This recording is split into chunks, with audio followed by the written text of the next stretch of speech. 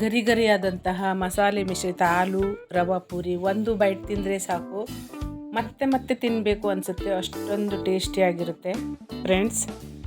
Normal ಆಗಿರುವ ಮೈದಾ ಅಥವಾ ಗೋಧಿ ಹಿಟ್ಟಿನ ಪೂರಿ ತಿಂದು ಬೋರ್ ಆಗಿದ್ದರೆ ಈ ರೀತಿಯಾಗಿ ಪೂರಿ ಟ್ರೈ ಮಾಡಿ.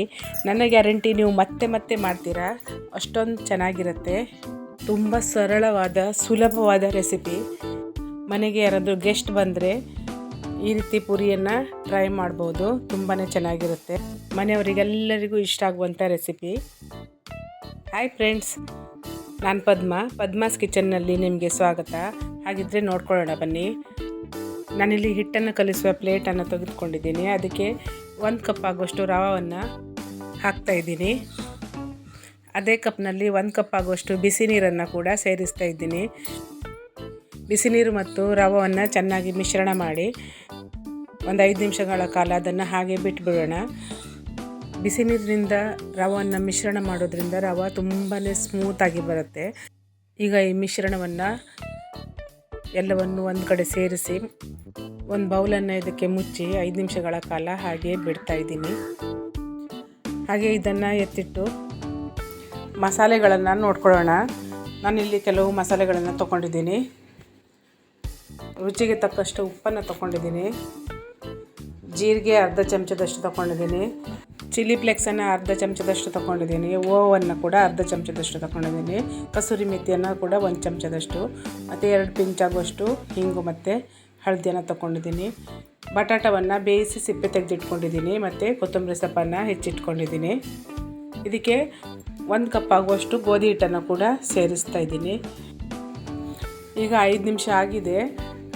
ರವಕ್ಕೆ ಎಲ್ಲ ಮಸಾಲೆಗಳನ್ನು ತೆಗೆದುಕೊಂಡಿರುವಂಥ ಎಲ್ಲ ಮಸಾಲೆಗಳನ್ನು ಸೇರಿಸಿದ್ದೀನಿ, ಮತ್ತು ಕಸೂರಿ ಮೆಥಿಯನ್ನು ಸ್ವಲ್ಪ ಬಿಸಿ ಮಾಡಿ ಹುಡಿ ಮಾಡಿಕೊಂಡು ಹಾಕ್ತಾಯಿದ್ದೀನಿ.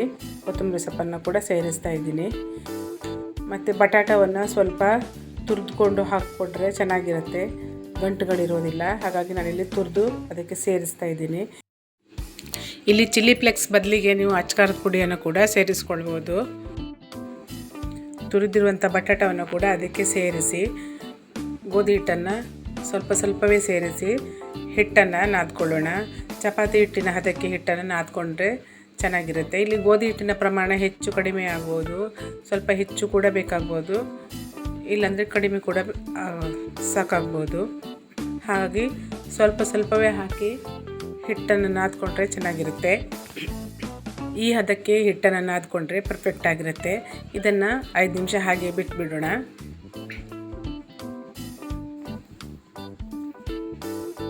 5 ನಿಮಿಷ ಆಗಿದೆ. ಈಗ ಇದನ್ನು ಸಣ್ಣ ಸಣ್ಣ ಉಂಡೆಗಳನ್ನಾಗಿ ತಯಾರು ಮಾಡ್ಕೊಳ್ಳೋಣ. ಪೂರಿ ಮಾಡೋದಕ್ಕೆ ಬೇಕಾಗುವಷ್ಟು ದೊಡ್ಡ ಗಾತ್ರದ ಉಂಡೆಗಳನ್ನು ಮಾಡ್ಕೊಳ್ತಾ ಇದ್ದೀನಿ. ಎಲ್ಲವನ್ನು ಕೂಡ ಉಂಡೆಗಳನ್ನಾಗಿಸ್ಕೊಳ್ತಾ ಇದ್ದೀನಿ. ನಿಮ್ಮಲ್ಲಿ ಕಪ್ ಇಲ್ಲ ಅಂದರೆ, ಅಳತೆ ಕಪ್ಪು ಇಲ್ಲ ಅಂದರೆ ಮನೆಯಲ್ಲಿರುವ ಕಟೋರಿ ಅಥವಾ ತಟ್ಟೆಯನ್ನು ಯೂಸ್ ಮಾಡ್ಕೊಳ್ಬೋದು. ನಾನಿಲ್ಲಿ ಚಪಾತಿ ಮಣೆಗೆ ಸ್ವಲ್ಪ ಎಣ್ಣೆ ಮತ್ತು ಕೋಲಿಗೂ ಕೂಡ ಸ್ವಲ್ಪ ಎಣ್ಣೆಯನ್ನು ಸವರಿ ಪೂರಿಯನ್ನು ರೆಡಿ ಮಾಡ್ಕೊಳ್ತಾ ಇದ್ದೀನಿ. ಹಿಟ್ಟನ್ನು ಕೂಡ ಸೇರಿಸಿ ಪೂರಿಯನ್ನು ರೆಡಿ ಮಾಡ್ಕೊಳ್ಬೋದು. ಹಿಟ್ಟನ್ನು ಸೇರಿಸಿ ಪೂರಿಯನ್ನು ರೆಡಿ ಮಾಡ್ಕೊಳ್ಳೋದ್ರಿಂದ ಎಣ್ಣೆ ಬೇಗ ಹಾಳಾಗಿಬಿಡತ್ತೆ, ಕಪ್ಪಾಗಿಬಿಡತ್ತೆ. ಹಾಗಾಗಿ ನಾನಿಲ್ಲಿ ಎಣ್ಣೆಯನ್ನು ಸವರ್ಕೊಂಡಿದ್ದೀನಿ. ಮಾಡಿಟ್ಕೊಂಡಿರುವ ಎಲ್ಲ ಉಂಡೆಗಳಿಂದ ಪೂರಿಗಳನ್ನು ತಯಾರು ಮಾಡ್ಕೊಳ್ತಾ ಇದ್ದೀನಿ. ಹಿಟ್ಟನ್ನು ನಾದುವಾಗ ನೀರನ್ನು ಸೇರಿಸ್ಕೊಳ್ಬಾರ್ದು, ಹಾಗೆ ನಾದ್ಕೊಳ್ಬೇಕು. ಸ್ವಲ್ಪವೇ ಪೂರಿ ಮಾಡಿಕೊಂಡು ಸ್ವಲ್ಪ ಫ್ರೈ ಮಾಡಿಕೊಂಡು ಮತ್ತೆ ಸ್ವಲ್ಪ ಪೂರಿ ಮಾಡಿಕೊಂಡು ಅದನ್ನು ಫ್ರೈ ಮಾಡಿಕೊಂಡು ಚೆನ್ನಾಗಿರುತ್ತೆ. ನಾನಿಲ್ಲಿ ಒಂದು ಕಡೆಗೆ ಎಣ್ಣೆಯನ್ನು ಹಾಕಿ ಬಿಸಿ ಮಾಡಿ ಇಟ್ಕೊಂಡಿದ್ದೀನಿ. ಇದಕ್ಕೆ ಪೂರಿಗಳನ್ನು ಬಿಡ್ತಾ ಇದ್ದೀನಿ. ತುಂಬಾ ಚೆನ್ನಾಗಿರುತ್ತೆ ಸ್ನೇಹಿತರೆ. ಈ ರೀತಿ ಪೂರಿ ಒಂದ್ಸಲ ನೀವು ಮನೆಯಲ್ಲಿ ಮಾಡಿ ನೋಡಿ, ಮತ್ತು ಹೇಗಾಗಿದೆ ಅಂತ ಕಮೆಂಟ್ ಮೂಲಕ ತಿಳಿಸಿ. ನಮ್ಮ ಮನೆಯಲ್ಲಿ ಮಕ್ಕಳಿಗೆ ತುಂಬಾ ಇಷ್ಟ ಆಗುತ್ತೆ, ಯಾವಾಗಲೂ ಇದನ್ನೇ ಮಾಡೋಕ್ಕೆ ಹೇಳ್ತಾರೆ. ಅಷ್ಟೊಂದು ಚೆನ್ನಾಗಿರುತ್ತೆ. ಇಲ್ಲಿ ನನ್ನದೊಂದು ರಿಕ್ವೆಸ್ಟ್ ಏನಂದರೆ, ನನ್ನ ಎಲ್ಲ ರೆಸಿಪಿಗಳನ್ನು ನೋಡಿ ಇಷ್ಟ ಆಗಿದ್ದರೆ ಲೈಕ್ ಮಾಡಿ, ಶೇರ್ ಮಾಡಿ, ಮತ್ತು ಸಬ್ಸ್ಕ್ರೈಬ್ ಮಾಡೋದನ್ನು ಮರಿಬೇಡಿ. ಸಬ್ಸ್ಕ್ರೈಬ್ ಮಾಡೋದ್ರಿಂದ ನನ್ನ ಎಲ್ಲ ರೆಸಿಪಿಗಳು ನಿಮಗೆ ಬೇಗ ಬಂದು ತಲುಪುತ್ತೆ, ನೋಟಿಫಿಕೇಷನ್ ಸಿಗುತ್ತೆ. ಹಾಗಾಗಿ ಸಬ್ಸ್ಕ್ರೈಬ್ ಮಾಡೋದನ್ನು ಮರಿಬೇಡಿ. ಈಗ ನಾನು ಮಾಡಿಟ್ಕೊಂಡಿರುವ ಎಲ್ಲ ಪೂರಿಗಳನ್ನು ಇದೇ ರೀತಿ ಫ್ರೈ ಮಾಡ್ಕೊಳ್ತಾ ಇದ್ದೀನಿ. ಎಲ್ಲ ಕಡೆಯೂ ಗ್ಯಾಸ್ನ ಪ್ರಾಬ್ಲಮ್ ಸ್ನೇಹಿತರೆ. ಸಿಟಿಗಳಲ್ಲಿ ಗ್ಯಾಸ್ಗೆ ತುಂಬಾ ಒದ್ದಾಡಬೇಕಾಗತ್ತೆ. ನಮಗೆ ಮನೆಯಲ್ಲಿ ಗ್ಯಾಸ್ನ ಪ್ರಾಬ್ಲಮ್ ಇಲ್ಲ, ಯಾಕಂದರೆ ನಮಗೆ ಪೈಪ್ಲೈನ್ ಇರೋದ್ರಿಂದ PNG ಗ್ಯಾಸ್ ಆಗಿರೋದ್ರಿಂದ ನಮಗೆ ಅಂಥ ಸಮಸ್ಯೆ ಇಲ್ಲ. ಆದರೆ ನಾವೊಂದು ಸಣ್ಣದೊಂದು ಕ್ಯಾಂಟೀನ್ ನಡೆಸ್ತೀವಿ, ಅದಕ್ಕೋಸ್ಕರ ನಮಗೆ ಗ್ಯಾಸ್ನ ಪ್ರಾಬ್ಲಮ್ ಇದೆ. ಮನೆಯಲ್ಲಿ ಇಲ್ಲ, ಕ್ಯಾಂಟೀನಲ್ಲಿ ಇದೆ. ನೋಡಿ ಸ್ನೇಹಿತರೆ, ಎಷ್ಟೊಂದು ಚೆನ್ನಾಗಿ ಉಬ್ಬಿ ಬರ್ತಾ ಇದೆ ಪೂರಿ. ಒಂದು ಪೂರಿ ಕೂಡ ಹಾಳಾಗೋದಿಲ್ಲ, ಎಲ್ಲವೂ ಕೂಡ ತುಂಬಾ ಚೆನ್ನಾಗಿ ಉಬ್ಬಿ ಬರುತ್ತೆ. ಕ್ರಿಸ್ಪಿಯಾಗಿ ಕೂಡ ಇರುತ್ತೆ, ಯಾಕಂದರೆ ನಾವು ಇದರಲ್ಲಿ ರವಾವನ್ನು ಸೇರಿಸಿದ್ದೀವಲ್ಲ, ಹಾಗಾಗಿ ಇದು ತುಂಬಾ ಕ್ರಿಸ್ಪಿಯಾಗಿರುತ್ತೆ. ಪ್ರತಿ ಒಂದು ಪೂರಿ ಕೂಡ ತುಂಬಾ ಚೆನ್ನಾಗಿ ಉಬ್ಬಿ ಬರುತ್ತೆ, ಒಂದು ಪೂರಿಯೂ ಕೂಡ ಹಾಳಾಗೋದಿಲ್ಲ. ಇದು ನನ್ನ ಗ್ಯಾರಂಟಿ.